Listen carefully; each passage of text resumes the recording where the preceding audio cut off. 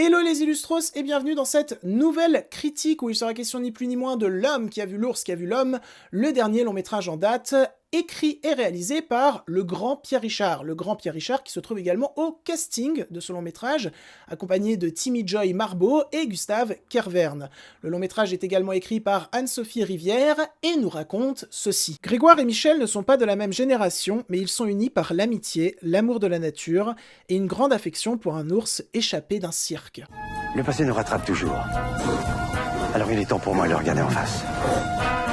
Étant un immense fan de Pierre Richard et son travail, je ne pouvais pas louper L'homme qui a vu l'ours qui a vu l'homme. C'est pour cela que je me suis rendu à une séance spéciale. Séance spéciale pourquoi ? Parce que Pierre Richard y était présent pour répondre à nos multiples questions après la fin du visionnage de son film. C'était ma foi très sympathique, mais également très émouvant. Je suis un fan inconditionnel du distrait, des deux longs métrages Les Grands Blonds, ou encore d'un autre long métrage très sous-estimé selon moi en termes de ce qu'il apporte à la comédie, au tempo, au cinéma. Ce long métrage n'est autre que Le Jumeau. N'hésitez pas à le voir si vous en avez l'occasion. C'est l'un des films avec Pierre Richard que je préfère. Pierre Richard m'a toujours fait crever de rire, m'a toujours ému, m'a toujours passionné. Dans son côté Buster Keaton à la française, qui ne cesse jamais de s'amuser et de nous emmener corps et âme dans ses délires les plus farfelus. Et pour ce qui est de L'homme qui a vu l'ours qui a vu l'homme, il s'agit d'un long métrage profondément bancal, mais qui dans son aspect bancal me passionne dans ce qu'il raconte sur l'être qu'a été Pierre Richard et l'être qu'il est actuellement. Je vais tâcher de m'expliquer pourquoi. L'homme qui a vu l'ours qui a vu l'homme est traité comme une fable déclarant son amour aux ailleurs, aux rêveurs et à tous ceux et celles qui défendent la liberté. Pourquoi je trouve le film bancal ? Eh bien tout d'abord, parce que je ne considère pas Pierre Richard comme un excellent réalisateur. S'il décide de réaliser ses films, pour moi, ce n'est pas pour apporter une plus-value, un côté révolutionnaire à la technique ou dans la manière de raconter son écrit. S'il chope le poste de réalisateur, pour moi, c'est avant tout pour avoir le contrôle absolu sur son amusement, l'amusement des autres acteurs et actrices et ses délires. Et on ressent ce côté amateur à la réalisation, notamment au travers de plusieurs idées de mise en scène que Pierre Richard va mettre en place, comme par exemple tout ce qui tourne autour du chaperon rouge, mais toutes ces idées ne vont jamais trouver une puissance cinématographique au cadre qui lui serait nécessaire pour que ça marque véritablement le spectateur. Ça s'arrête surtout au stade d'idées. Le développement, lui, est un petit peu sacrifié. On ressent ce côté bancal malheureusement également à l'écriture, où certaines dynamiques de personnages vont être mises en place, comme celle entre le père et le fils, et ces dynamiques-là, un petit peu comme les idées visuelles dont j'ai parlé précédemment, elles s'arrêtent au stade du commencement. Malheureusement, elles ne sont jamais véritablement développées, ce qui empêche le spectateur d'être ému par la trajectoire semi-existante de ces personnages. Mais là où je trouve le métrage profondément sympathique, c'est notamment dans certains de ses cadres. Même s'il s'arrête au stade d'idées, il propose tout de même une certaine forme de poésie et des palettes de couleurs vraiment très appréciables, comme par exemple le plan qui a servi d'affiche au long métrage. Quand il arrive, il fait vraiment du bien dans ce qu'il convoque. Et là où je trouve le métrage profondément sympathique ensuite, c'est que même si, dans le traitement de certains de ces sujets, comme par exemple l'autisme, il peut paraître assez peu en phase avec son temps, eh bien on va continuellement retrouver un amour de la douceur, de la gentillesse, de la poésie.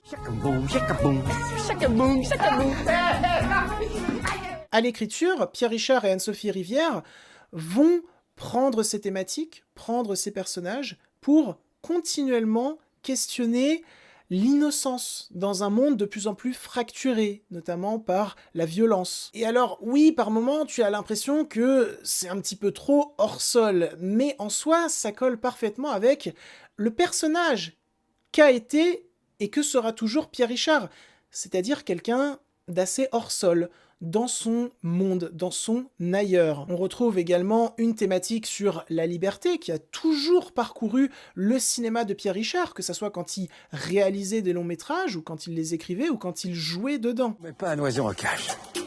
Et toi, Grégoire, t'es un oiseau, toi ? Oui. J'ai quitté ma cage il y a longtemps. Et j'avoue que ça fait du bien de voir un vieux monsieur, un vieil acteur comme Pierre Richard, 91 ans quand même, qui questionne toujours autant la notion de liberté. Le fait qu'elle peut être sacrifiée bêtement très rapidement, qu'il faut absolument en prendre soin continuellement, que ce soit sa liberté ou la liberté des autres. Ça donne un côté vraiment optimiste au long métrage qui est très appréciable. Mais il y a également toute une thématique sur la mort que je trouve très intéressante, très bienvenue, où ça va questionner le fait que par moments, on a l'impression de limite plus attendre la mort de quelqu'un pour pouvoir se rappeler de tous les bons moments avec lui, de se rappeler de l'être qu'il était, au lieu de tout simplement profiter à l'heure actuelle des moments de vie avec lui. Je dis ça parce que le long métrage va être parsemé de plein de personnages qui vont être constamment pressés. Et on va avoir en face le personnage de Pierre Richard qui lui ne va pas l'être, va prendre le temps de profiter de la réflexion. On ne peut pas regarder derrière soi dans les yeux si on lui tourne le dos. Ne l'oublie jamais.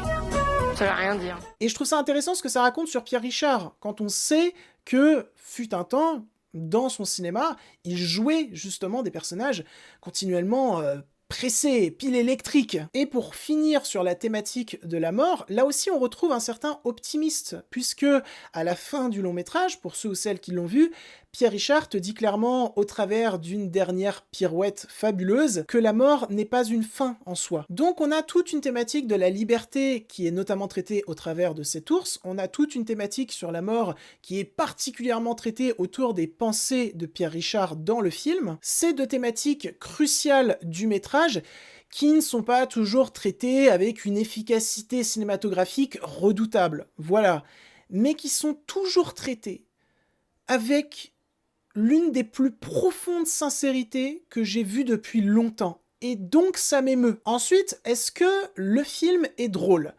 Là aussi, c'est coup-ci coup-ça. Il y a des blagues qui font véritablement mouche, comme par exemple toute la séquence vers la fin du film où le personnage interprété par Gustave Kervern retourne au poste de police. Voilà, ça m'a vraiment beaucoup fait rire. Et puis, il y a d'autres blagues qui tombent véritablement à plat, parce que là aussi, à la mise en scène, le tempo comique, même s'il est peut-être excellent de la part des comédiens et comédiennes, il n'est pas bien rattrapé par le montage, qui est un petit peu pâteau parfois. Quelques mots sur la musique du film, qui est très appréciable, notamment dans ses notes très Vladimir Cosma, ce qui est pas du tout étonnant, puisque Vladimir Cosma, grand compositeur, a composé grand nombre de musiques de films avec Pierre Richard, comme par exemple Le Grand Blond. Enfin, je tenais à remercier chaleureusement, dans cette vidéo, Pierre Richard, puisque j'ai pu lui poser une question et sa réponse était particulièrement intrigante, remplie de mystère, mais remplie d'une sincérité, encore une fois, qui m'a beaucoup touché. Et enfin, je tenais à remercier du plus profond de mon cœur,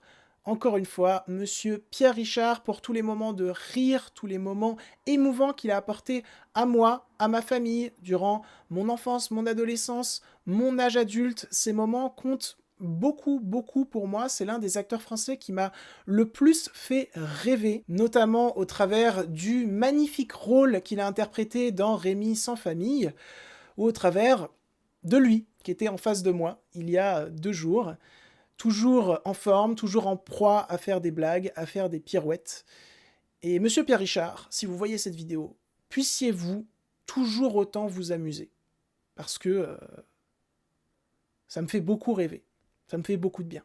Donc merci à vous, monsieur Pierre Richard, pour tout l'ensemble de votre œuvre. Et donc voilà, c'en est tout pour cette critique de L'homme qui a vu l'ours qui a vu l'homme. J'espère qu'elle vous aura plu, intéressé et diverti. Si c'est le cas, n'hésitez pas à la liker, commenter et partager sur vos réseaux sociaux. N'oubliez pas de vous abonner à la chaîne également. Je viens de sortir un podcast sur une bataille après l'autre de PTA, Paul Thomas Anderson. N'hésitez pas à aller l'écouter si ça vous intéresse. Je suis particulièrement fier de cet épisode hors série d'Enfants du cinéma. Sur ce, tous mes réseaux sont en description. N'hésitez pas à aller me suivre dessus car je suis très présent, notamment sur Letterboxd. Je m'en vais côtoyer d'autres univers, sûrement avec Pierre Richard, et je vous dis salut!